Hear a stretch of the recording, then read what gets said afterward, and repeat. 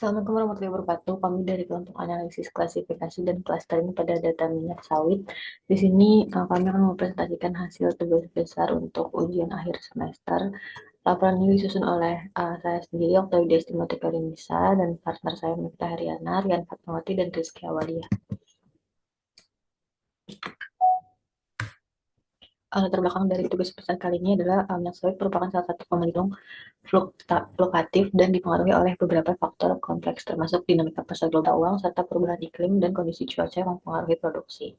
Pemahaman yang mendalam terhadap pola harga minyak sawit menjadi krusial dalam merancang analisis berbasis data, khususnya yang menggunakan metode dalam mengidentifikasi tren ekspor serta memprediksi pergerakan harga minyak sawit di masa mendatang.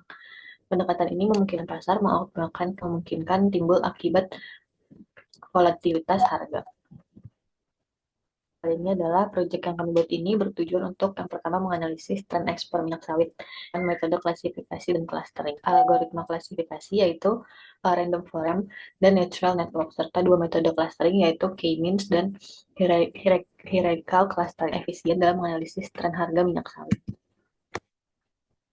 Penelitian yang diperoleh dari Badan Pusat Statistik BPS, Badan Pusat Statistik atau BPS, dan mencakup ekspor minyak sawit dari tahun 2000 hingga 2023 dan terdiri dari variabel-variabel seperti negara tujuan ekspor, volume ekspor, dan tahun ekspor.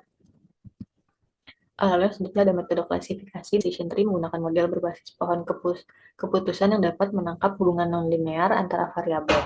Lalu yang kedua ada random forest dengan ensemble dari beberapa pohon keputusan yang meningkat akurasi prediksi. Lalu yang ketiga ada super vector machine yang menggunakan algoritma berbasis pemisahan kelas yang kuat dalam menangani data dengan dimensi tinggi. Lalu yang keempat ada artificial neural network atau ANN menggunakan model berbasis jaringan saraf tiruan yang mampu menangkap pola kompleks dalam data.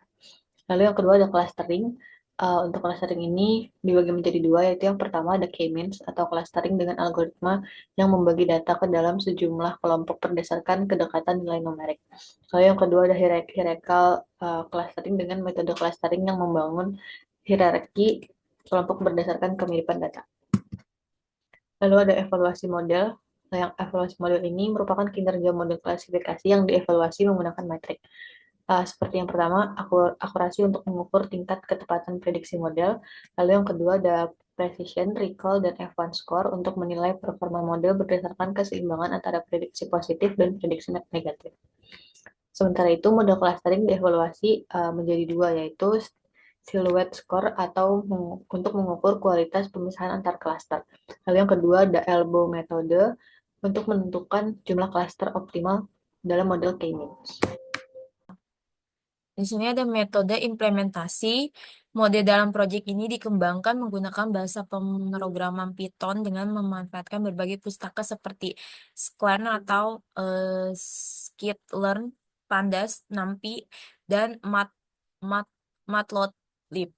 Implementasi mode melibatkan serangkai tahapan termasuk yang pertama ada pengolahan data, kedua eksplorasi fitur, yang ketiga penerapan algoritma klasifikasi dan clustering, yang keempat, evaluasi kinerja model. Next.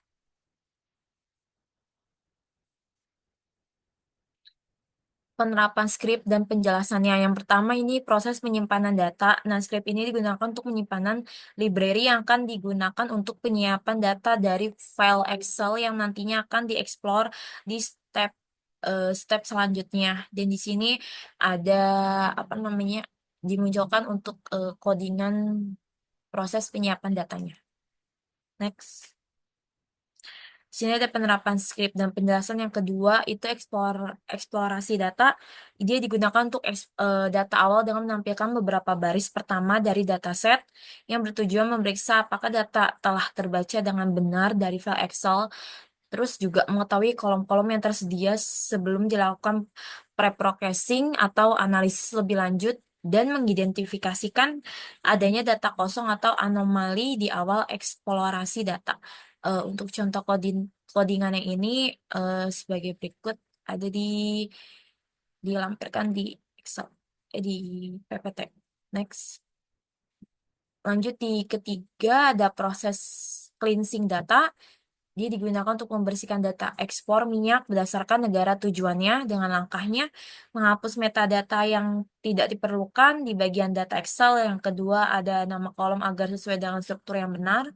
Dan yang ketiga, mengonversi data ke format numerik agar bisa digunakan analisis dan pemodelan lebih lanjut.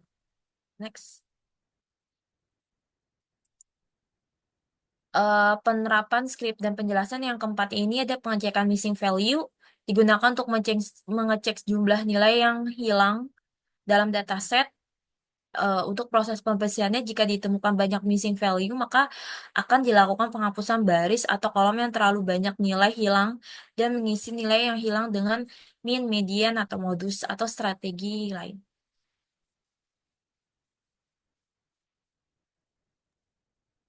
Ya, baik, selanjutnya yaitu penerapan script dari standarisasi data.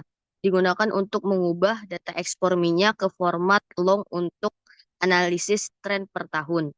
Memastikan kolom tahun bertipe integer untuk keperluan visualisasi dan pemodelan, serta menghapus nilai yang hilang agar dataset bersih dan siap dianalisis lebih lanjut. Setelah ini, dapat dilakukan analisis statistik, visualisasi tren ekspor, atau membangun model prediksi. Bisa dilihat di sini ada script mengubah format data dan juga menghapus nilai. Oke, baik, selanjutnya. Ya, selanjutnya adalah data visualisasi histogram. Digunakan untuk melihat pola distribusi ekspor apakah normal, miring ke kanan atau ke kiri, atau multimodal. Selanjutnya untuk mengidentifikasi outlier, apakah ada nilai ekstrim yang tidak wajar.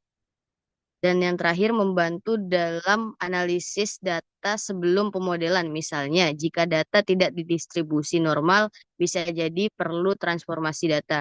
Bisa dilihat bagaimana cara penggunaan script di visualisasi distributor ekspor pada gambar tersebut. Ya, next.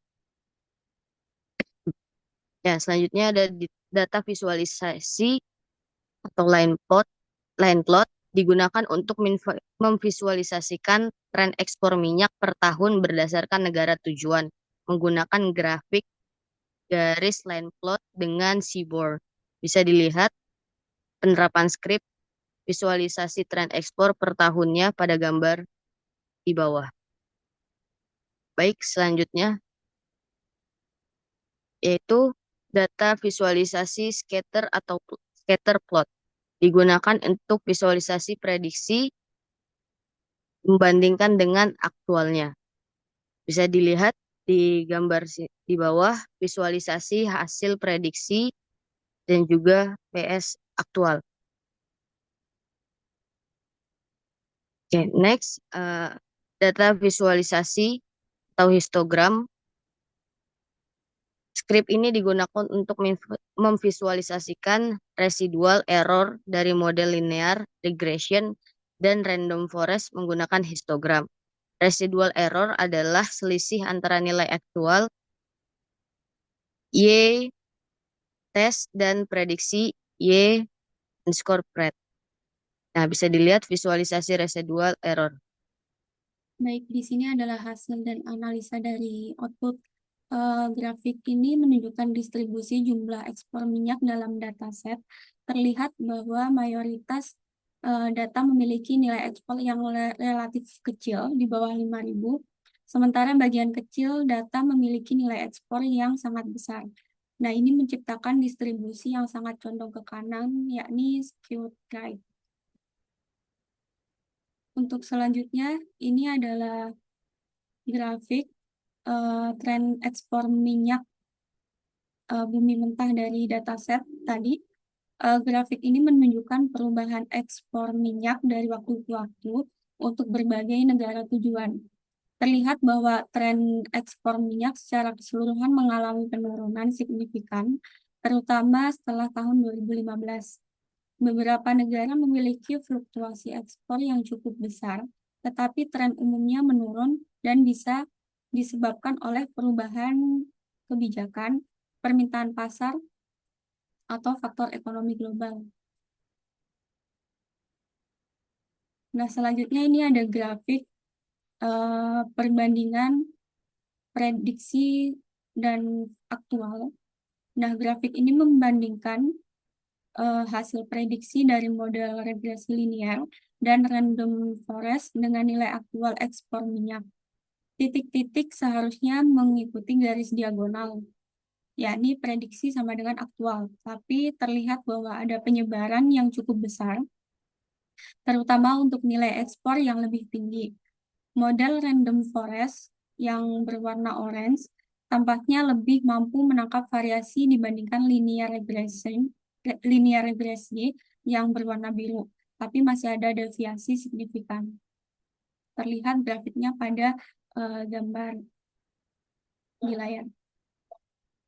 Kemudian di sini ada grafik dari distribusi residual error. Nah, grafik ini menampilkan distribusi kesalahan prediksi, yakni residual error dari kedua model. Residual error dan random forest lebih terpusat di sekitar 0 dibandingkan linear regression, yang menunjukkan bahwa model ini lebih akurat dalam memprediksi ekspor minyak. Tapi ada beberapa outlier dengan error yang sangat besar, yang menunjukkan bahwa model masih kesulitan dalam memprediksi ekspor dalam jumlah besar. Bisa dilihat grafiknya seperti berikut. Baik, dari proyek yang telah kami buat tadi, kita menarik kesimpulan bahwa model random forest merupakan algoritma klasifikasi terbaik dalam memprediksi tren ekspor minyak sawit karena memiliki akurasi yang tinggi serta mampu menangani data yang kompleks dan beragam. Kemudian Cummins clustering terbukti lebih efektif dibandingkan hierarchical clustering dalam mengelompokkan data ekspor minyak sawit berdasarkan pola historis yang ditemukan dalam dataset. Nah, kesimpulan yang ketiga, pendekatan berbasis machine learning dapat digunakan secara efektif untuk mendukung pengambilan keputusan di sektor industri minyak sawit. Model yang dikembangkan dalam penelitian ini dapat membantu pemangku kepentingan dalam memutuskan strategi ekspor dan kebijakan perdagangan yang lebih adaptif terhadap dinamika pasar global. Baik, sekian presentasi dari kelompok kami. Terima kasih atas perhatiannya. Wassalamualaikum warahmatullahi wabarakatuh.